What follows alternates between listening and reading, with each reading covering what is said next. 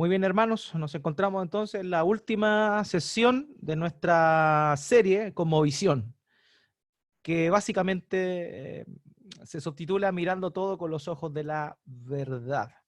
Y voy a hacer un breve resumen de lo que hemos visto hasta ahora. Esta es nuestra décima sesión, la décima sesión. Hemos hablado de bastantes cosas, obviamente de una manera bastante superficial. Sin embargo, creo que ha sido muy reveladora para muchos de nosotros en función a cambiar nuestras estructuras mentales en varias áreas, cambiar nuestra forma de pensar de acuerdo a las escrituras, ver la vida, ver cada una de las áreas de la vida como Dios nos la muestra en su palabra. Y por eso vamos a aprovechar de hacer un pequeño resumen de todo aquello que hemos visto para no perder el hilo y finalmente concluir esta noche con esta serie. Primeramente, vimos que era una cosmovisión. Hablamos que una cosmovisión es básicamente un lente por el cual cada uno de nosotros ve el mundo. Eso es una cosmovisión. Eso es Sí, una cosmovisión. los bomberos apagan el fuego tiene... Ahí sí, gracias. Eso es una cosmovisión. La forma en la cual cada uno de nosotros ve el mundo. Son anteojos por los cuales nosotros contemplamos todas las cosas que suceden alrededor y las filtramos o la interpretamos. Es por eso que todas las personas tienen una cosmovisión. El punto es que cuando alguien no ha nacido de nuevo, cuando alguien vive de acuerdo a sus propios deseos, no es cristiano, obviamente tiene una cosmovisión que nace de la perspectiva del mundo. Vimos, ¿cierto?, cómo es que el mundo, a través de la cultura, a través de las cosas que aprendimos de nuestros padres, de nuestras historias personales, cada uno de nosotros ha ido moldeando su manera de pensar. Todos tenemos una cosmovisión. El punto es que si esta cosmovisión se ajusta o no a la cosmovisión de Dios. También hablamos, hicimos una pregunta, o más bien respondimos la pregunta si el cristianismo era un ismo más. Y un ismo es toda una forma de pensar y de interpretar el mundo. Y hablamos que básicamente existen tres cosmovisiones en el mundo. La primera es la cosmovisión naturalista, en la cual se basan todos los ateos para formular que todo lo que existe proviene de la nada, que nosotros simplemente somos una casualidad, que el ser humano se formó por casualidad. También está la visión animista, la cual tiene un lado místico, digámoslo así, es esa cosmovisión que traen todos los pueblos originarios, de alguna forma u otra, que hace culto a los muertos, culto a los antepasados, también reconoce a la naturaleza como divinidades menores. Esa es la cosmovisión animista. Y por último tenemos la cosmovisión teísta, de la cual evidentemente proviene la cosmovisión bíblica o la cosmovisión cristiana. Entonces, vimos que cada una de estas cosmovisiones seculares plantean ciertas ideas con respecto al mundo.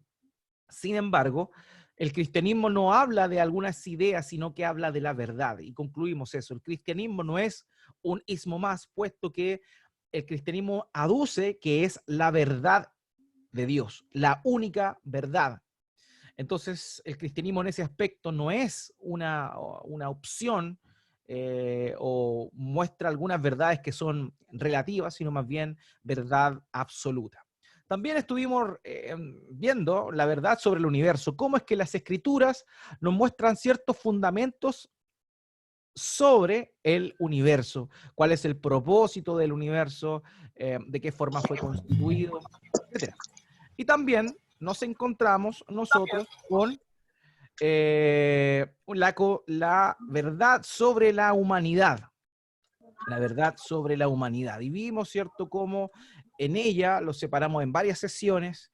Hablamos de la verdad de que la vida es sagrada, por ejemplo. También hablamos de la dignidad que cada persona y cada pueblo tiene por sí mismo. También hablamos de la singularidad que Dios creó. También hablamos de lo sagrado que era el trabajo.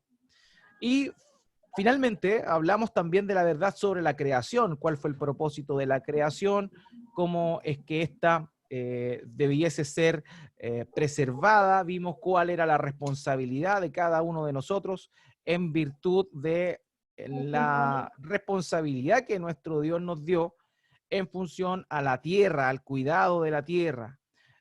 ¿Debemos explotar los recursos naturales o no? ¿Debemos preocuparnos del cuidado de la tierra o no? Y esas son las respuestas que analizamos en esa sección. Finalmente, hablamos el día miércoles sobre la verdad de las cosmovisiones falsas o la verdad sobre la mentira. Y vimos que toda la cosmovisión secular, entre ellas la animista y la naturalista, derivan del padre de la mentira, que es Satanás, el diablo. Vimos cómo Satanás tiene injerencia en las naciones y cómo nosotros hemos sido llamados de alguna forma a despojarnos de esas mentiras y revestirnos de la verdad por medio del conocimiento de la palabra de Dios. Y eso ha sido básicamente lo que estuvimos revisando durante estas 9 sesiones anteriores. Hoy vamos a concluir entonces con esta serie de estudios sobre cosmovisión y vamos a ver cómo debemos o cómo podemos vivir más bien una cosmovisión bíblica.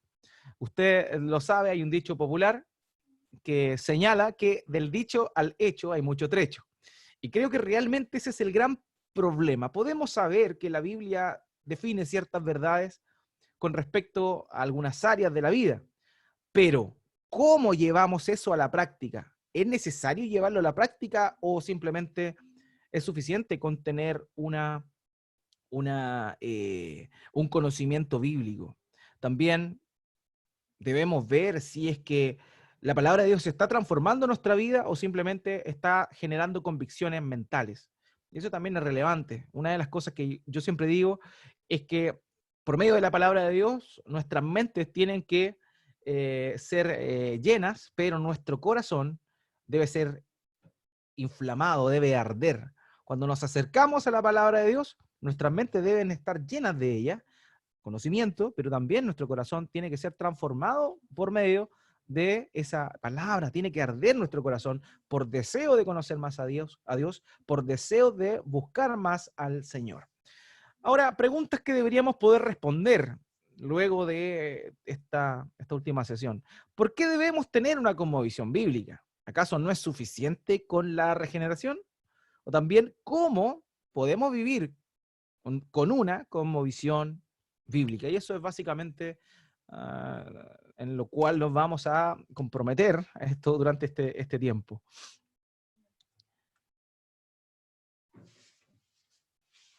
Hermanos, ¿cómo impactamos nosotros en el mundo? Ya hablamos que el mundo tiene una injerencia en nosotros a través de las cosmovisiones del mundo.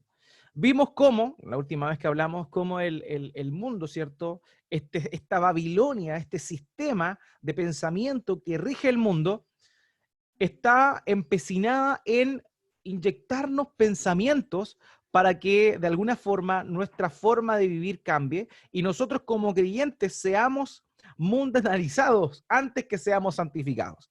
Y ahí vimos cómo es que las artimañas del diablo son importantes, cómo es que se mete en la música que escuchamos, cómo se mete en los programas de televisión que vemos, cómo se inmiscuye en la educación que se le imparte a nuestros hijos, y así sucesivamente en cada área de la vida. El arte está permeado de una cosmovisión mundana, una cosmovisión lejana a Dios, una cosmovisión básicamente naturalista o bien animista.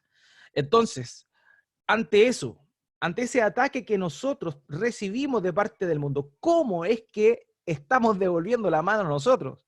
Y es ahí donde debemos entender cuál es nuestra naturaleza.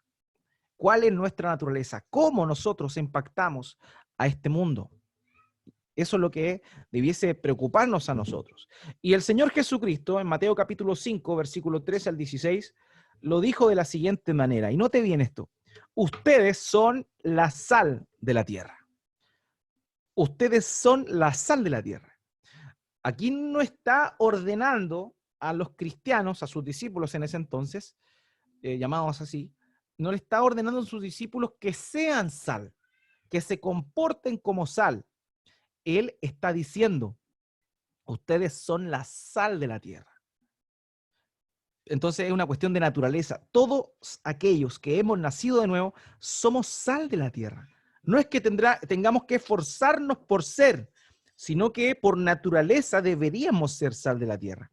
Pero el Señor continúa diciendo, pero si la sal se ha vuelto insípida, sin sabor, ¿con qué se hará salada otra vez? Ya no sirve para nada, sino para ser echada afuera y pisoteada por los hombres. Ustedes son la luz del mundo. Una ciudad situada sobre un monte no se puede ocultar, ni se enciende una lámpara y se pone debajo de una vasija, sino sobre el candelero, y alumbra a todos los que están en la casa. Y ahora note lo que sigue.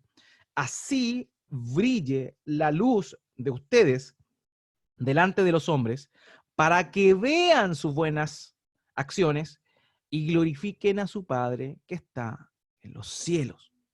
Hermanos, ¿cómo estamos impactando el mundo? ¿Realmente somos sal de la tierra y luz del mundo? ¿De qué forma estamos impactando? ¿De qué manera nuestra percepción de la verdad de Dios está impactando la vida de la gente que nos rodea? Y para esto quiero tomar la historia de un hombre célebre, que justamente el domingo pasado estuvimos hablando de él, de William Wilberforce.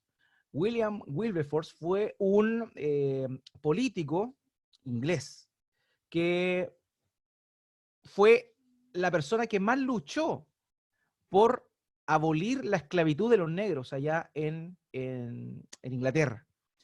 Y eso marcó un antes y un después. Ahora, William Wilberforce conoció al Señor Jesucristo, más bien fue conocido por el Señor Jesucristo, según nos cuenta la historia, aproximadamente a los 20 años. Y él desde mucho antes tenía muchas capacidades políticas. Él tenía capacidades políticas que él demostraba por sobre el resto de los contemporáneos suyos. Y él conoció aproximadamente a los 20 años al Señor Jesucristo, se arrepintió de sus pecados, conoció el Evangelio, y él se encontró en ese momento en una confusión en su mente. Él quería abandonar la carrera política. ¿Por qué? Porque decía, bueno, he conocido a Cristo, me voy a dedicar ahora mejor a ser pastor. Entonces él quería dejar la carrera política por convertirse en un pastor, en un ministro del Evangelio, lo cual evidentemente no es malo.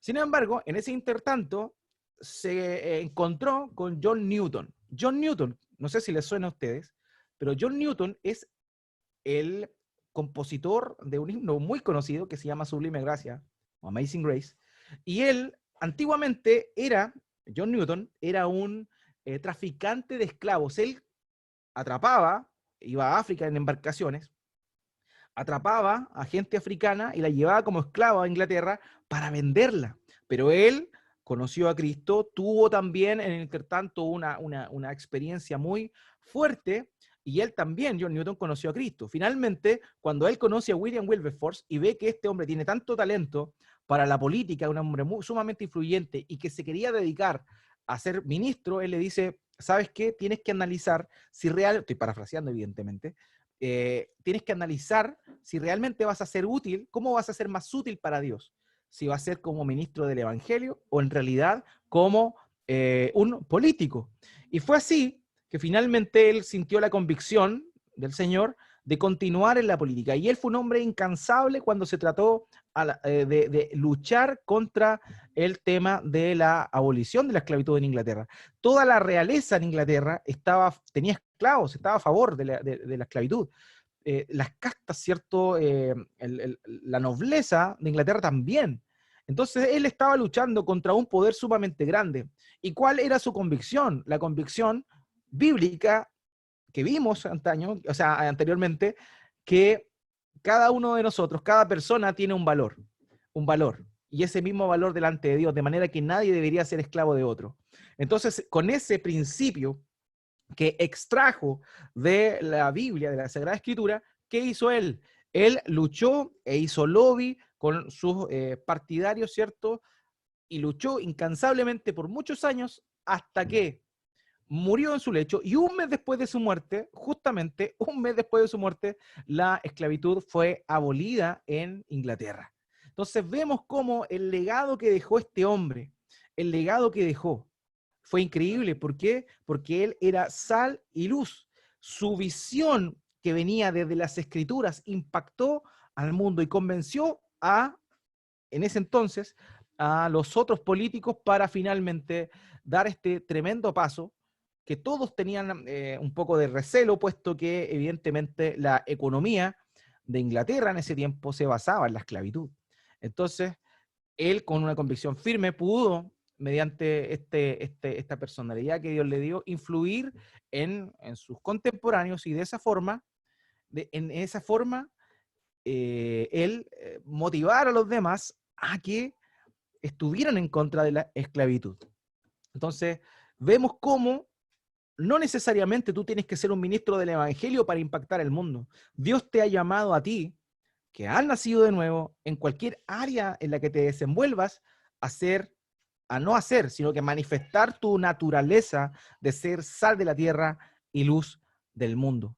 Por tanto, nosotros debemos impactar este mundo con, no evidentemente luciéndonos, sino haciendo lo que la voluntad de Dios nos muestra, propulsando aquellas cosas que la Biblia enseña. Entonces, eso es muy importante, amados míos, y es necesario no tan solo que resistamos las cosmovisiones de este mundo que tratan de influir la nuestra, sino en realidad pensemos, seamos firmes y veamos de qué forma nosotros impactamos de alguna forma, de alguna manera, y permeamos con la palabra de Dios, con la verdad de Dios, este mundo. Y eso es importante. Con esto, como lo expliqué el domingo pasado, no es que esté haciendo un llamado a la política partidista, ni mucho menos, ya les comenté que es mi apreciación al respecto. Sin embargo, creo que es necesario que un creyente esté involucrado en todas las áreas, porque el Señor nos llamó a nosotros, a sus discípulos, a proclamar el evangelio a toda creación, a toda criatura. Por tanto, tenemos que llegar a todos lados. Y eh, si no hay cristianos, digamos, que tengan relación con la gente que se encuentra en autoridad civil, en la política, en los juzgados, si no tenemos jueces que sean creyentes, ¿de qué forma vamos a llegar a esas personas para impactarlos con la verdad de Dios? Entonces es necesario que como cristianos también estemos en cada una de las áreas de este mundo. Por eso, hoy por hoy, antiguamente era algo mucho más raro encontrar, pero hoy por hoy nos encontramos con médicos que son cristianos, nos encontramos con abogados que son cristianos, nos encontramos con científicos que son cristianos. Y en lo personal, creo que es una deuda que tiene la iglesia cristiana protestante en esta generación que tenemos que seguir potenciando. Tenemos que tener mayor participación en el mundo, en el sentido de que debemos influir con la verdad de Dios. No solamente debemos estar preocupados de defender y defendernos y mostrar lo que está mal, sino por sobre todo con nuestra forma de ser, obviamente influenciada por el Espíritu de Dios, podamos impactar este mundo en el cual Dios nos ha puesto. Eso es muy relevante. Ahora, lo otro es que, el que les comentaba, es que no debemos pensar como el mundo, debemos influir en el mundo. Y no pensar como el mundo y tampoco debemos hacer como el mundo hace. Y aquí nosotros vemos un ejemplo bien interesante. En esta sección de Marcos, capítulo 10, se está mostrando el momento en el cual se acerca Jacobo y Juan y le piden al Señor Jesucristo sentarse uno a la diestra, uno a la izquierda y otro a la derecha del Señor Jesús en su reino. Entonces, todos los demás escucharon esto y evidentemente tuvieron resentimiento en su corazón. Y el Señor les pide que se acerquen y esto es lo que sucede. Marcos capítulo 10, verso 42 al 43. Llamándolos junto a él, Jesús les dijo, ustedes saben que los que son reconocidos como gobernantes de los gentiles se enseñorean de ellos y que sus grandes ejercen autoridad sobre ellos. Pero entre ustedes no es así, sino que cualquiera de ustedes que desee llegar a ser grande será su servidor. Y aquí el Señor le está diciendo, ustedes saben cómo son los gobernantes de este mundo, ustedes no deben hacer así. Y eso, hermanos míos, es el punto fundamental del cristianismo. Dios nos llama, Dios nos saca de las tinieblas a su luz admirable, y Él nos transforma para que ya no obremos como el mundo obra. Los poderosos de este mundo son aquellos que ejercen autoridad sobre los que están bajo de ellos. O sea, a una persona le gusta llegar al poder precisamente porque adquiere ciertos privilegios que el poder y el estatus le otorgan. Sin embargo, un creyente no debe ser así. Un creyente debe servir en el lugar que Dios le ha puesto. Entonces, el Señor le dice, ustedes no tienen que ser así. Entre ustedes no es así, sino que es todo lo contrario. Entonces, es relevante entender esto. Dios nos puso en el mundo para que influenciemos el mundo, pero básicamente la idea de influenciar el mundo es ir contra la cultura, es ir contra la cosmovisión de lo que habitualmente se hace acá. Entonces, todo cristiano, todo creyente debiese ser influido por la palabra de Dios y vivir la palabra de Dios de manera que todos aquellos que están cercanos a Él se vean beneficiados por su fidelidad ante las Escrituras. Entonces vemos cómo es que no debemos pensar como el mundo, ni mucho menos hacer como el mundo. Y aquí el Señor llama a sus discípulos precisamente a eso. En Efesios capítulo 4, versos 22 al 24, Él le dice esto, note bien, que en cuanto a la anterior manera de vivir, ustedes se despojen del viejo hombre que se corrompe según los deseos engañosos y que sean renovados en el espíritu de su mente y se vistan del nuevo hombre, el cual en la semejanza de Dios ha sido creado en la justicia y en la santidad de la verdad. Entonces, ¿qué vemos aquí? Que debemos revestirnos, debemos primeramente despojarnos del viejo hombre, de la vieja naturaleza, de la vieja manera de pensar, y ahora, obviamente, revestirnos, siendo renovados en el espíritu de nuestra mente, y vestirnos del nuevo hombre que ya no es como Adán, conforme a su naturaleza pecaminosa, sino en realidad que haya sido santificado en la justicia de la obra de Cristo. Entonces, amados míos, es importante esto.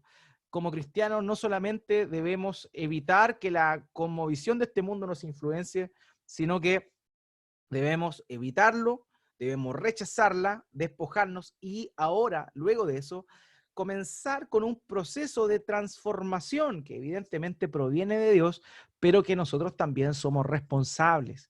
Y eso también es lo que vamos a estar hablando un poco más adelante. Entonces, es necesario hacer eso. Ahora, John Stott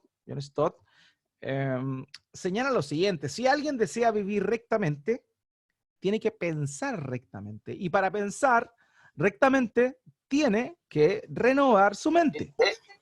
Tiene que renovar su mente. Denme un segundito.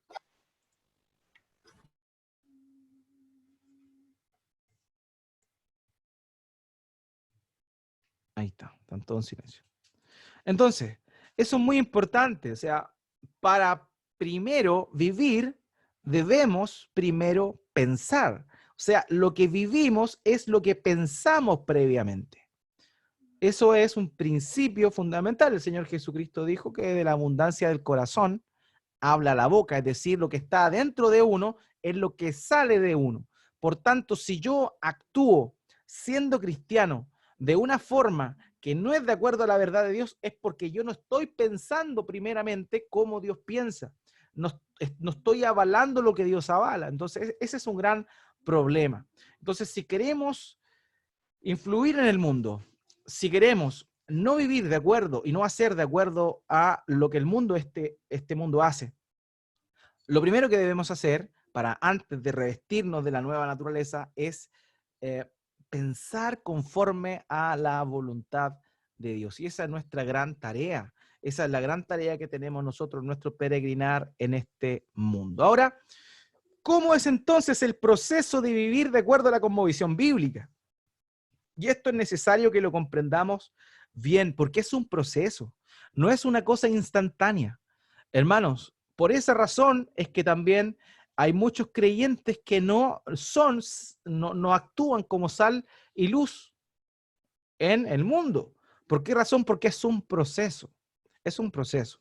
Primeramente, tenemos el transformarse, la transformación. Y esto tiene que ver con la primera etapa de la conversión. Dios nos transforma, Dios regenera nuestro corazón, nuestro ser. Dios regenera nuestra mente para que ahora sí podamos pensar conforme a su voluntad. Entonces, la primera parte que Dios, lo primero que Dios hace en este proceso para irnos volcando cada vez más a una cosmovisión bíblica es ser transformados. Dios nos transforma, cambia nuestra naturaleza, según lo que Él prometió en Jeremías capítulo 31, donde habla de hacer un nuevo pacto con su pueblo. Nosotros somos ese pueblo que Dios ha llamado. Por tanto, es necesario que comprendamos eso. Primeramente, somos transformados, y esa transformación la hace Dios en el momento de la regeneración. Después viene el segundo paso, donde Dios nos proporciona su palabra para que seamos revestidos, para que nos revistamos de lo que es de acuerdo a la voluntad de Dios.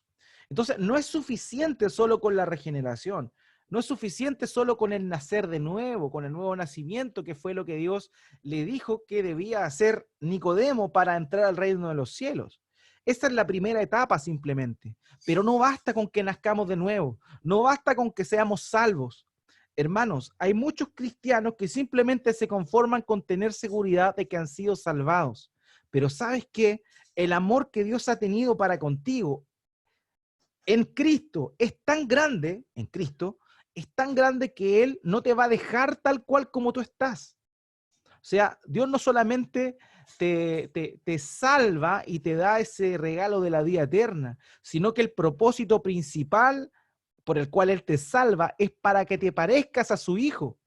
Dios nos adopta como hijos para que nos parezcamos a su Hijo Jesucristo, en toda santidad y en justicia. Por tanto, ahí viene la segunda parte del proceso de transformarse y de pensar de acuerdo a la voluntad de Dios. Y es aquí donde Dios nos proporciona su palabra para que seamos moldeados conforme a su estándar. Él, obviamente, nos muestra esta verdad espiritual para que nosotros nos vayamos revistiendo cada día más del Señor Jesucristo. Esto es como que nos sacamos nuestra ropa y nos revestimos con los ropajes de nuestro Señor y nos empezamos a aparecer ahí. Y esa es la segunda etapa, donde nos revestimos de la palabra de Dios para poder vivir de acuerdo a una cosmovisión bíblica, porque no podemos hacer si primero no pensamos. Entonces no podemos hacer como Cristo haría si primero no pensamos como Cristo pensó o piensa. Y no podemos pensar o saber cómo Cristo piensa si no conocemos su palabra. Y el tercer punto, la tercera parte de este proceso de vivir de acuerdo a la cosmovisión bíblica es la práctica. O sea, primero somos transformados por Dios, luego Él nos da su palabra para que comenzamos a revestirnos y ser semejantes a Cristo, y finalmente viene la práctica de esa cosmovisión donde impactamos a los demás por medio de el ejercer, de pensar y dar a conocer nuestro pensamiento y nuestro accionar de acuerdo a lo que Dios enseña, a lo que Dios muestra. Entonces, este es un proceso. Muchas personas son verdaderamente cristianos, pero simplemente están felices y conformes con haber sido regenerados, con haber sido transformados en esa primera regeneración, digámoslo así.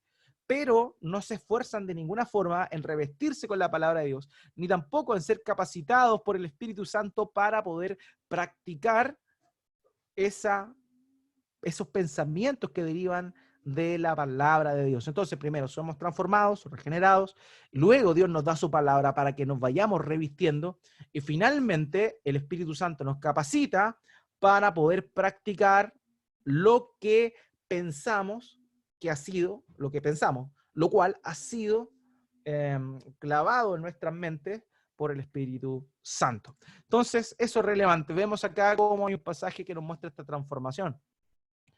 Segunda de Corintios capítulo 10, versículo 5. Es un pasaje que ya vimos anteriormente, pero que nunca está de más a la hora de hablar de esta temática. Destruyendo especulaciones y todo razonamiento altivo que se levanta contra el conocimiento de Dios, y poniendo todo pensamiento en cautiverio a la obediencia de Cristo. Hermanos, Si hemos nacido de nuevo, ocurre eso, se van paulatinamente destruyendo todo argumento, toda altivez, toda especulación, todo razonamiento que se levanta contra el conocimiento de Dios, y empezamos a poner nuestros pensamientos, nuestras definiciones bajo el alero de la obediencia a Cristo, conforme a lo que Él nos ha instruido. Entonces eso es importantísimo. Revestirse. Acuérdense que Dios nos da su palabra en segunda instancia para que podamos revestirnos del Señor Jesucristo, de esta nueva naturaleza. ¿Y cómo lo hace? Por medio de la palabra de Dios. Hebreos capítulo 4, versículo 2, el escritor de Hebreos señala lo siguiente: porque la palabra de Dios es viva y eficaz y más cortante que cualquier espada de dos filos. Penetra hasta la división del alma y del espíritu, de las coyunturas y los tuétanos, y es poderosa para discernir los pensamientos y las intenciones del corazón. Primero viene esta regeneración, donde Dios nos lleva y nos capacita para llevar todo pensamiento cautivo a la obediencia a Cristo. Pero luego de eso evidentemente proviene de el conocimiento de la palabra de Dios. Y es la palabra de Dios la que nos lleva a discernir nuestros pensamientos y las intenciones de nuestro corazón, cotejarlas a la luz de la voluntad de Dios y que sean partidas. Por eso habla de que la palabra de Dios es viva y eficaz y más cortante que una espada de dos filos, porque corta nuestros pensamientos mundanos que han sido derivados de una cosmovisión secular, son cortados con la palabra de Dios. Nosotros nos confrontamos ante el mandamiento de Dios y nuestra mente es partida. Nos confrontamos, nos arrepentimos de nuestra vana manera de vivir, de nuestra vana manera de pensar, de nuestra mediocre manera de pensar, y la palabra de Dios nos transforma ahora conforme a la palabra, o sea, a la voluntad divina. Y por último tenemos la práctica, que es el tercer paso dentro de este proceso de vivir la cosmovisión bíblica. Segunda de Corintios capítulo 5, versículo 20.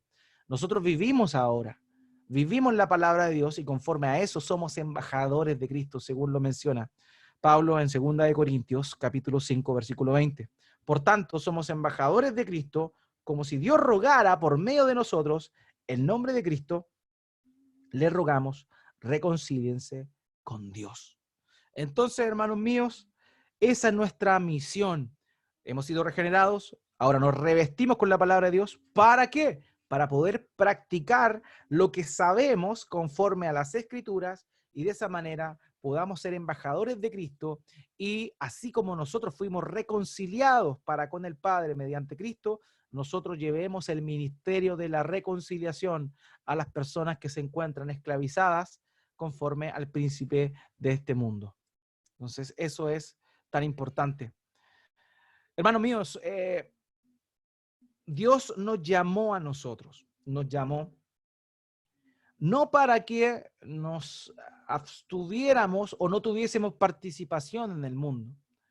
Ustedes saben que durante la Edad Media, básicamente, existió toda una idea, un movimiento monástico que se llamaba. Y ese movimiento monástico tenía básicamente cumplió dos razones. Las personas o los cristianos que eran más espirituales empezaron a notar en la Edad Media toda la diferencia que existía entre el mandato divino y lo que la Iglesia Católica Romana enseñaba. Por tanto, para poder depurarse y alejarse de esa corrupción que ellos podían palpar, ellos se fueron, los que eran más, digamos, espirituales, se fueron al monte, se fueron a las montañas y ahí erigieron monasterios con el propósito de alejarse de ese cristianismo mezclado y pecaminoso que el catolicismo romano estaba llevando en ese tiempo. Pero otra de las cosas, otra de las razones por las cuales ellos también se fueron, era para no contaminarse con lo corrompido de la propia iglesia, pero también para separarse del mundo, para separarse del contacto con las personas comunes y corrientes que no creían en Cristo. Y evidentemente ese no es el llamado que hizo el Señor Jesucristo a sus discípulos. Aquí en Juan, capítulo 17, versos 15 al 16, vemos en la oración sacerdotal de nuestro Señor lo siguiente, dice: no te ruego que los saques del mundo, sino que los guardes del maligno. Ellos no son del mundo, como tampoco yo soy del mundo. Hermanos, nosotros no somos del mundo. Sin embargo, estamos aquí. Y el Señor ora al Padre diciendo, te ruego que no los saques del mundo, sino que los guardes del maligno. Y esa es también nuestra labor hoy en día. No debemos apartarnos del todo del mundo, porque hemos sido llamados a ser embajadores de Cristo, llamando a la gente que no está en Él a reconciliarse con Dios. Entonces, pero para eso tenemos que relacionarnos con las personas. Sin embargo, estamos en el mundo, pero no somos del mundo. Y es ahí donde viene esta tensión. Debemos vivir como ciudadanos del reino de los cielos en esta ciudadanía terrenal, en esta Babilonia la grande. Entonces, hemos sido llamados a vivir como ciudadanos del reino de los cielos, porque no somos de este mundo, pese a que estamos en este mundo. De manera que no debemos alejarnos de las personas que no están en Cristo, pero sí debemos tener cuidado, y es lo que una hermana la otra vez preguntaba, con respecto a nuestra relación con los inconversos. ¿Debemos participar en ciertas reuniones con los inconversos o no? Y lo que yo le respondía era básicamente esto: hermano, si tú eres un débil en la fe, si tú estás recién, naciste de nuevo hace poco y está en esta primera etapa de vivir la cosmovisión cristiana, en la cual has nacido de nuevo, pero todavía tienes tendencias y te seduce el mundo de alguna forma, obviamente no es sano que en la primera etapa de tu vida de fe te juntes todavía con estas personas que antes te juntabas y que de alguna manera te llevaban a lo malo. ¿Por qué? Porque es mucho más probable que ellos te arrastren a ti que tú los arrastres a ellos a Cristo. Entonces, en esa primera etapa que vimos adelante, en la etapa de la transformación que el Señor hace, que Dios hace por medio de la regeneración, quizá no es sano que en ese tiempo tú participes de las mismas actividades que participabas antes, con las mismas personas que participabas antes. Pero si tú ya estás con el músculo de tu corazón ejercitado en el conocimiento de la palabra de Dios y estás siendo revestido de la palabra de Dios, tú ya puedes compartir con estas personas en contextos evidentemente que no sean tropiezo para ellos, y de esa manera practicar y demostrar que ya no eres un ciudadano de este mundo. Yo conozco muchos casos de hermanos que le ha tocado testificar en medio de las personas que antes le rodeaban, cuando ellos eran sumamente perdidos, estaban sumamente perdidos y desviados en muchos vicios y afanes. Pero Dios ahora, en su madurez, los usa para hacer testimonio y para proclamar el evangelio en los lugares que Dios los ha puesto. Entonces, es importante esto: Dios no nos sacó del mundo, sino que Él ora, el Señor Jesucristo ora para que Él nos guarde, pero porque nosotros estamos aquí, pero no somos de aquí. Nuestra ciudadanía está arriba, en los cielos. Somos, como dice Pedro, peregrinos y extranjeros en esta tierra. Ahora, ¿cómo debemos ver el mundo entonces? ¿Cómo debemos ver el mundo? El mundo, hermanos míos, es algo que es sumamente hostil para nosotros. O sea, nosotros debemos amar el mundo en el sentido de que de una mirada compasiva, amar misericordiosamente, como Cristo amó al mundo. Recuerden el famoso pasaje de Juan capítulo 3, verso 16, porque de tal manera Dios amó al mundo que dio a su Hijo Jesús. En ese aspecto nosotros debemos amar el mundo, amarlo con misericordia, intercediendo para que muchas personas puedan conocer a nuestro Señor. Sin embargo, tenemos que saber que el mundo es nuestro enemigo. El mundo no anhela a la iglesia. El mundo no anhela al cristiano. El mundo lo único que quiere es destruir al cristiano. ¿Por qué? Porque son hijos de Satanás, el padre de mentira, quien es un asesino desde el principio, es un homicida desde el principio. De acuerdo a lo que el Señor Jesús dijo ahí en Juan capítulo 8. Por tanto, debemos saber esto. Y aquí el Señor en Juan 15, 18 al 19 nos lo dice. Si el mundo los odia, sepan que a mí me ha odiado a mí antes que a ustedes. Si ustedes fueran del mundo, el mundo los amaría, el mundo amaría lo suyo. Pero como no son del mundo, sino que yo los escogí de entre el mundo, por eso el mundo los odia. Entonces debemos saber esto. ¿Cómo vamos a vivir nosotros de acuerdo a los pensamientos de este mundo si este mundo lo único que quiere es matarnos? Si nosotros nos parecemos a Cristo, evidentemente va a pasar lo que le pasó a Cristo. Cristo fue asesinado por las personas de este mundo. Por tanto, eso es lo que de una manera progresiva va a empezar a ocurrir con nosotros. En medida que más se acerque el fin, que corresponde justamente a la venida de nuestro Señor Jesucristo, la hostilidad de parte del mundo para con los hijos de Dios va a ser cada vez mayor, cada vez mayor. Cada vez va a haber mayor intolerancia para con nosotros.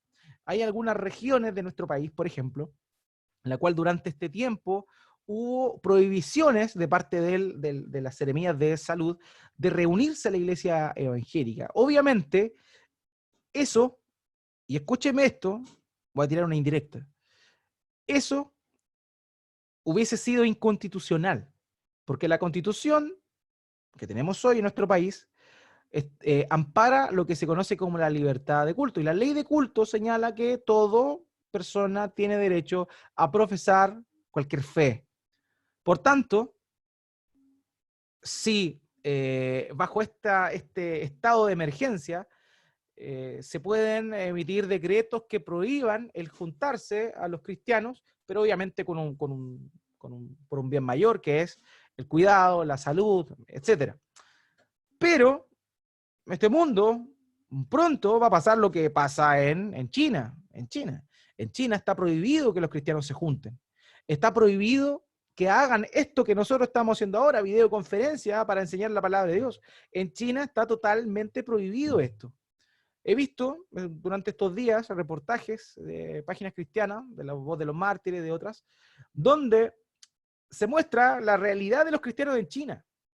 Los hermanos en China le están demoliendo la iglesia, los lugares donde ellos se reúnen a adorar al Señor, el lugar donde se juntan a aprender de la palabra de Dios, están siendo demolidos.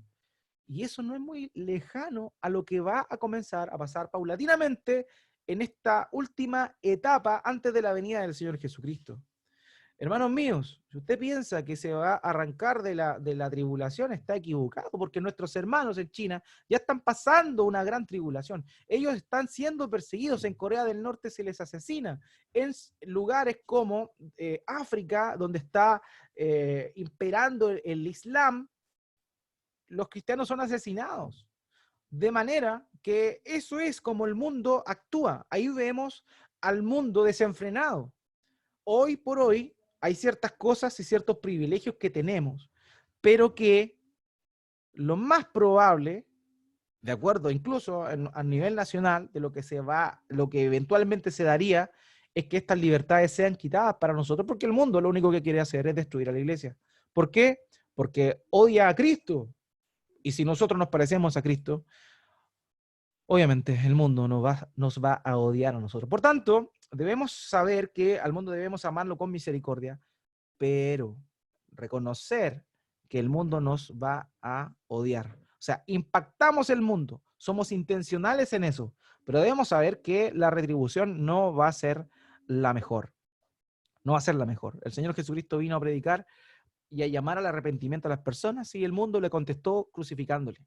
Lo mismo va a pasar a nosotros. Vamos a influir en este mundo, retardando la corrupción de este mundo. Sin embargo, el mundo no nos va a pagar de la mejor manera. Nos van a perseguir eventualmente y nos van a entregar a la muerte, y eso va a pasar. O sea, aquel que piense que no va a pasar por eso, se equivocó de camino.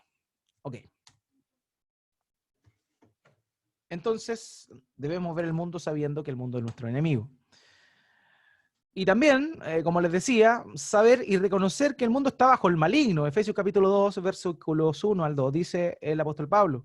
Y él les dio vida a ustedes, que estaban muertos en sus delitos y pecados, en los cuales anduvieron en otro tiempo, según la corriente de este mundo, conforme al príncipe de la potestad del aire, el espíritu que ahora opera en los hijos de desobediencia. O sea, el mundo aborrece al cristiano, el mundo aborrece al pueblo de Dios. ¿Por qué?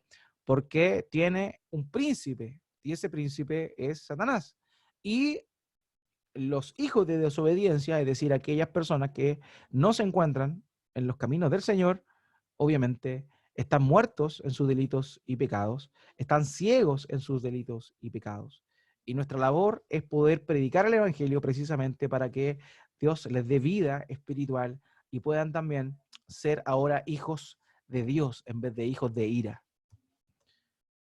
Entonces debemos ver el mundo con cuidado, con cautela, no simpatizando con las ideas y pensamientos de este mundo, porque el mundo quiere destruir al cristiano, porque se parece a Cristo. Pero tenemos que saber que ellos lo hacen porque están muertos en sus delitos y pecados. Por esa razón es que ahí es cuando entendemos la petición del Señor Jesucristo estando en la cruz, cuando Él dice, Padre, perdónalos porque no saben lo que hacen. Quienes le estaban crucificando estaban muertos en sus delitos y pecados. Ellos no sabían que estaban crucificando al bendito. Ellos no sabían que estaban crucificando al único, al unigénito Hijo de Dios. Por esa razón Él intercede por ellos ante el Padre, pidiéndolo que no le tomara en cuenta ese gran pecado que estaban llevando a cabo. Nosotros debemos pensar igual. Tenemos que tener cuidado con el mundo, pero tener una mirada misericordiosa, comprendiendo la situación en la cual se encuentran. Ahora, eso no significa que vamos a transar con el pecado, puesto que nuestra misión como cristianos es llamar al mundo a que confiese y se arrepienta de sus pecados. Por tanto, no debemos nosotros de ninguna forma simpatizar con el pecado de las personas porque les amamos. Eso tenemos que tenerlo claro. Una cosa es amar a las personas de este mundo sabiendo la condición en la cual se encuentran, sabiendo el destino que les espera, pero una muy distinta es que ese amor se convierta en emocionalismo y de alguna forma transemos las verdades de Dios por ser misericordiosos. ¿Ya? Ahora creo, ayer o hoy día, salió una noticia dentro del ámbito cristiano, una noticia lamentable. Un cantante cristiano que se hizo conocido hace unos años atrás, cuando era pequeño, digamos hace unos 8 años atrás se hizo conocido, es un brasileño, se llama J.A., un niño que se hizo famoso cantando la canción Aleluya en un programa de talentos en Brasil. Y él era cristiano, pero estos días salió declarando, tengo entendido, de que es homosexual. Entonces, muchas personas empezaron a animarlo, a apoyarlo, diciéndole, no te preocupes, Dios te ama, porque tú eres su hijo. Entonces, no podemos transar la verdad de Dios por amor a aquellos que se encuentran perdidos. Evidentemente, este joven está perdido, nunca ha conocido a Cristo, porque un cristiano lucha contra el pecado. Cae eventualmente, pero lucha contra el pecado, pero no anda saliendo del closet. Entonces, en ese sentido, uno tiene misericordia de esta persona, pero tampoco puede avalar el pecado que comete en pos de tener una mirada, comillas, misericordiosa, cuando en realidad no se tiene una mirada misericordiosa. Uno como creyente tiene que llamarle al arrepentimiento, a la confesión, al arrepentimiento de sus pecados y que se vuelva a Cristo. Eso es lo que debemos hacer nosotros, pero no debemos simpatizar con lo que el pecado que está cometiendo exclusivamente porque le miramos de una manera misericordiosa o compasiva falsa. Ese es el cuidado que debemos tener. Ahora, ¿cómo entonces, ya sabiendo que hay un proceso para la vida, para vivirla como visión cristiana, que tiene que ver con ser transformados, revestidos y practicar, ¿cómo lo hacemos? ¿Cómo lo hacemos? Y aquí quiero hablarles de una expresión que quizá para muchos de ustedes es nueva, es novedosa, y esta tiene que ver con vivir coram Deo. Coram Deo. Para nosotros es algo extraño, pero esto era muy común en la época de los reformadores. Los reformadores, obviamente, se fueron a la Escritura y ellos promovían esto, el vivir coram Deo. Esta expresión, coram Deo, proviene del latín, que significa ante el rostro de Dios. ¿Qué implica esto? Implica que cada uno de nosotros debe vivir la vida completa ante el rostro de Dios. Nuestras vidas están puestas delante de Dios. No hay nada que a Él se le oculte. De manera que todo lo que hacemos, ya sea en nuestro trabajo, ya sea en nuestros hobbies, ya sea en La iglesia tiene que ser conforme a el carácter de un hijo de Dios. Debemos vivir coram Deo, debemos vivir sabiendo que no hay una división entre lo espiritual y lo secular. Todo es espiritual. Lo que el otro día les decía, no hay que separar el domingo del lunes. El domingo es el día en el cual adoramos a Dios, pero esa adoración a Dios tiene que ser el motor que nos lleva a vivir el lunes hasta el viernes en nuestras distintas jornadas laborales. O sea, debemos experimentar y ser consecuentes con nuestra espiritualidad en todo momento, en todo lugar.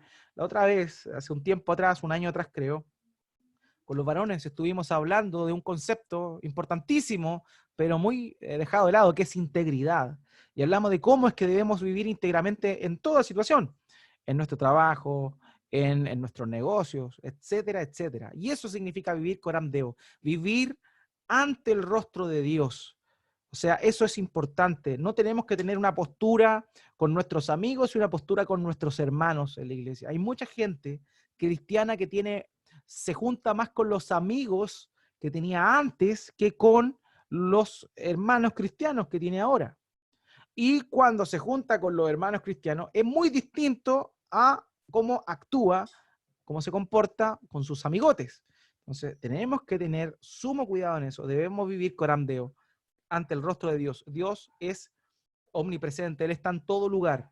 No hay, el cristianismo involucra toda área de nuestra vida y no solamente el área espiritual o de las creencias, o como lo comentamos en su momento, del ámbito privado, sino que el cristianismo debe permear toda nuestra vida, tanto secular, entre comillas, como espiritual. De hecho, para un creyente no debería existir esta separación entre lo espiritual y lo secular. Tú, cómo te comportas con tus hermanos cristianos, te comportas también con tus amigos o amigas. Entonces debemos vivir en conciencia, como lo hacían los reformadores y como ellos promovían más bien, vivir coram Deo, ante el rostro de Dios. Dios está viendo todo, por tanto, toda nuestra vida debemos vivir conforme a lo que Dios nos ha instruido.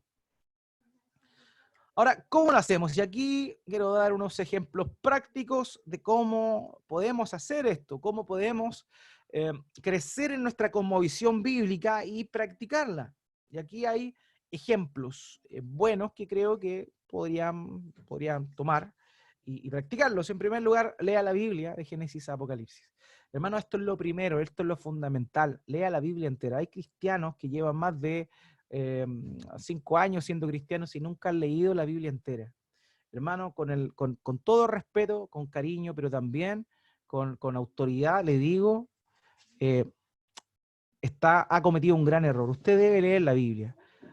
Si usted lee 3 capítulos diarios de la Escritura, usted en un año se puede ya haber leído una vez las Escrituras completas.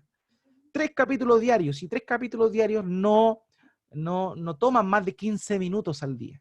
Entonces, o sea, mínimo un cristiano que lleva más de un año debió haber leído la Biblia una vez. Si usted dice ser creyente y no ha leído la Biblia nunca completa, debería darle vergüenza. De corazón, con cariño, pero con autoridad se lo digo. Entonces, usted tiene que leer la Biblia de Génesis y Apocalipsis. ¿Cómo va a pensar como Cristo piensa si no conoce el pensamiento de Cristo? ¿Qué aparece en la Escritura? Segundo lugar, compare el tiempo promedio que pasa en sus ratos con la palabra versus las demás actividades.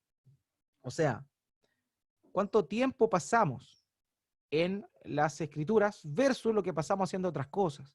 Y en esto también es importante que sea, por sobre todo, en una etapa de formación. Obviamente, todos tenemos distintas actividades, distintos trabajos.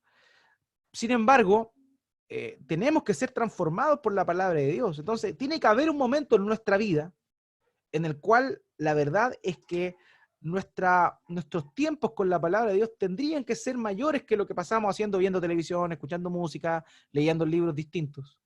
Yo he conocido personas que dicen ser cristianas, que leen libros de novelas, no sé, libros de ciencia ficción, les encanta leer, no sé, las Crónicas de Narnia de C.S. Lewis, o El Señor de los Anillos, la trilogía, y todos los libros del Señor de los Anillos de J.R.R. Tolkien, pero nunca han leído la Biblia y leen así unos tremendos libros, pero no son capaces de leer la Escritura. Entonces, eso es importante. En alguna etapa de tu vida tienes que haber leído más la Escritura que otra cosa. Tienes que haber estado más tiempo con el Señor que con otra cosa.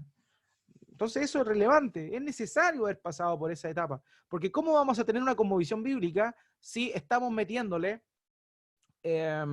más información o el mundo está metiendo más información a tu mente y a tu corazón que lo que tú estás metiéndole de la palabra de Dios?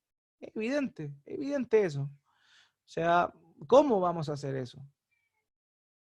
¿Qué músculo estamos alimentando más? ¿El músculo o qué músculo estamos ejercitando más? ¿El músculo de meterle basura a nuestra mente o el músculo en el cual le metemos la palabra de Dios? O sea, es necesario que hagamos eso y obviamente a medida que vayamos empapándonos de la palabra de Dios, nuestra mente, nuestra concepción, nuestra cosmovisión va a ir variando de acuerdo y ajustándose a la Escritura. En tercer lugar, desarrollar una perspectiva bíblica de nuestra vocación. Cuando hablo de vocación, o cuando hablamos de vocación, nos estamos refiriendo a nuestro trabajo principalmente. O sea, debemos tener una perspectiva bíblica en nuestro trabajo. Si yo soy, no sé, soy vendedor, por ejemplo, hay varios hermanos de la iglesia que son vendedores. Si yo soy vendedor, ¿realmente estoy vendiendo la cuchufleta? ¿Estoy tapando algunas cosas? ¿Estoy haciendo, no obrando con integridad a la hora de vender por vender y por ganar comisión? Es necesario que tengamos una perspectiva bíblica del trabajo. Es necesario que seamos íntegros en eso. Entonces es necesario, hermanos míos, empaparnos de la palabra de Dios para eso. En cuarto lugar, leer autores contemporáneos que tengan una cosmovisión bíblica. Eso también es bueno, es sano, pero como, aquí lo digo yo, como complementario a la Escritura, porque verdaderamente en la Biblia, de Génesis a Apocalipsis, nos encontramos con la cosmovisión bíblica. Pero muchas veces nosotros somos como o tenemos esta mentalidad que es propia también de nuestra generación. O sea, hoy, lo que respecta a los nutrientes que nuestro cuerpo necesita, muchos de nosotros lo hacemos directamente. Hoy compramos las pastillas, por ejemplo, el omega 3. Todos sabemos que el omega 3 se encuentra en los peces, en los pescados. Y curiosamente en una parte que es oscura dentro del pescado, que no es muy agradable el sabor que tiene, y ahí hay omega 3. Entonces, ¿qué queremos nosotros? Nosotros no saltamos eso porque evidentemente quizás no es de nuestro agrado. Entonces no nos comemos el pescado y no nos comemos esa parte café del pescado, sino que vamos a la farmacia y compramos pastillas de omega 3. Y esa es nuestra mentalidad. Queremos hacerla corta.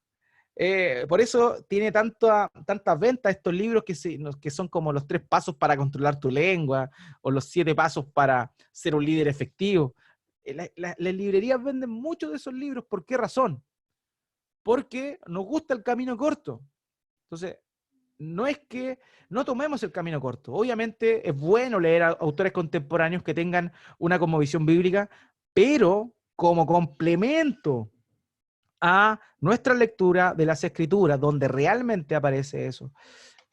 No tengamos esta mentalidad de McDonald's, de comida rápida, donde lo único que queremos es satisfacer nuestra hambre, sino que es necesario que comamos lo que requerimos, lo que nuestra alimentación, lo que nuestra dieta espiritual requiere. Entonces eso es importante, ¿ya? Leer autores contemporáneos que tengan una cosmovisión bíblica. Pero también, en quinto lugar, es bueno leer a hermanos que vivieron en otro tiempo, que tenían una cosmovisión bíblica cuando realmente era difícil tenerla, ¿ya? No es lo mismo que ahora, sino que también ver cómo la cosmovisión bíblica ha estado presente siempre y cómo hermanos nuestros en la antigüedad vivieron conforme a un patrón de cosmovisión bíblica. Y por eso pongo como ejemplo leer a los puritanos. Aquí no quiero divinizar a los puritanos. Hay muchas cosas buenas que uno puede sacar de los puritanos, sobre todo lo que tiene que ver con el trabajo, la cosmovisión que tenían del trabajo, también de la integridad, de la santidad.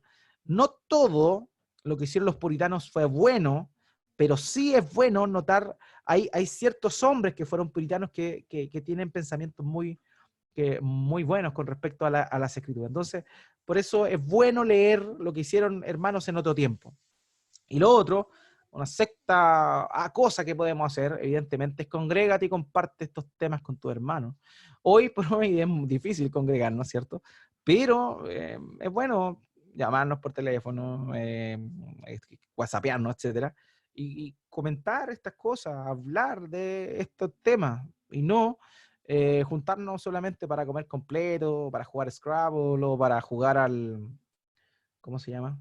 Al bachillerato. Que es bueno, háganlo, sigan haciéndolo, pero también aprovechen el tiempo para conversar de estas cosas, de cómo vivimos nuestra fe, de cómo pensamos de acuerdo a las escrituras. Entonces, estas son cosas prácticas que eventualmente, o sea, que obviamente no son las 6 reglas para hacerlo, pero son algunas cosas que encontramos para que nos van a ayudar a tener y a vivir una cosmovisión bíblica. ¿Okay? Darron Miller nos habla de cómo vivir una cosmovisión bíblica. Dice, comenzando con nuestros empleos y ubicaciones, podemos llevar la verdad al mercado. ¿Cómo vivimos? Comenzando con nuestros empleos, o sea, en donde tú trabajas. Y en las ubicaciones que Dios te ha puesto, podemos llevar la verdad al mercado. Podemos ir a la Vega, hermano, y tener una cosmovisión bíblica. Ir a la arena pública. Mientras tanto, podrán cambiar barrios, comunidades, instituciones sociales y al final las leyes y las estructuras. La cosmovisión bíblica tiene poder para transformar vidas y naciones enteras. Cristo nos llama a implantar esta cosmovisión magnífica en nuestros barrios, comunidades y naciones. Y esto pareciera ser contradictorio. Yo delante les decía que el mundo nos va a perseguir, que el mundo nos va a querer apabullar. Pero eso no significa que nosotros no queramos influir en el mundo y que queramos compartir las buenas nuevas del Evangelio y también las bendiciones que trae el hecho de vivir a una nación de acuerdo a la voluntad de Dios. Entonces, nosotros tenemos que esforzarnos por compartir en nuestros pensamientos, que deriva obviamente de la palabra de Dios, pese a la persecución que pueda venir. Entonces no tenemos que confundir esas dos cosas. O sea, debemos vivir como cristianos, nos van a perseguir, pero eso es parte de. Pero no porque nos persigan nosotros vamos a decir, bueno, en realidad nos están persiguiendo, ¿qué vamos a hablar de Cristo? Cuando en realidad la historia de la iglesia así lo demuestra, cuanto más eran perseguidos los cristianos, más hablaban y más influían en las personas que les rodeaban.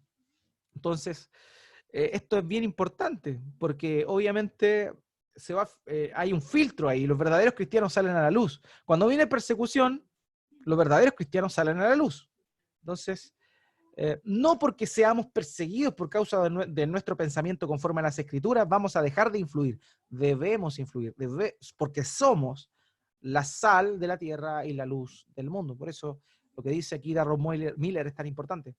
Podemos cambiar barrios, comunidades, instituciones sociales y las leyes, pero note que todo esto viene desde lo personal, desde la persona hacia el conjunto de personas, y no es viceversa. No es desde la sociedad hacia abajo, sino desde las personas hacia la sociedad. Por eso el Señor Jesucristo dijo, espérenme aquí, que venga el Espíritu Santo y van a ser testigos en Jerusalén, Judea, Samaria y hasta el fin del mundo. O sea, es un círculo concéntrico. Desde ahí va creciendo, se va expandiendo. Entonces, lo primero que hace es transformar personas para poder ir cambiando formas de pensar. Ir cambiando mentalidades. Y así ha sido como la obra de muchos misioneros en el mundo ha ido cambiando culturas. ¿Por qué? No porque los misioneros fueran sumamente inteligentes y tuvieran muchas herramientas para influir a las personas, no, simplemente vivieron el Evangelio, dieron testimonio a las demás personas sobre el Evangelio y de esa manera pudieron ellos influir, ¿cierto?, por medio del Evangelio en la forma de pensar de muchos. Abraham Kuyper, con esto termino. Abraham Kuyper dijo, en todo lugar, Abraham Kuyper fue la persona que también cité el día domingo en el discipulado doctrinal, diciendo que él llegó a ser primer ministro de los Países Bajos. Él dijo lo siguiente, en todo lugar donde el hombre se halle, cualquier cosa que haga, a todo lo que pueda aplicar su mano, ya sea agricultura, comercio o industria, el arte y la ciencia, en todo ello está ante el rostro de Dios, coram Deo, como les decía. Está empleado a su servicio y tiene que obedecerle estrictamente y sobre todo tiene que procurar la gloria de su Dios. Hermanos míos, donde Dios te haya puesto, tú tienes que vivir coram Deo, tienes que vivir ante el rostro de Dios. Tienes que glorificar a Dios en tu trabajo, tienes que glorificar a Dios en tus hobbies, tienes que glorificar a Dios en tu matrimonio, tienes que glorificar a Dios en tu paternidad, tienes que glorificar a Dios en todas las tareas que Él te ha puesto por delante. Eso es lo que genera una cosmovisión bíblica. Todo permea todas las áreas de nuestra vida. ¿Por qué? Porque vivimos ante el rostro de Dios. Vivimos coram Deo. Bueno, hermanos, eso era lo que quería compartir con ustedes para cerrar esta serie sobre cosmovisión cristiana. Este es el fin de la cosmovisión. ¿Por qué cambiamos? O sea, ¿por qué debemos ser transformados? Es porque debemos vivir para la gloria de Dios. Y eso lo haríamos solamente cuando nuestras mentes son renovadas con la palabra de Dios. Eso es, mi hermano, lo que quería compartirles en esta noche.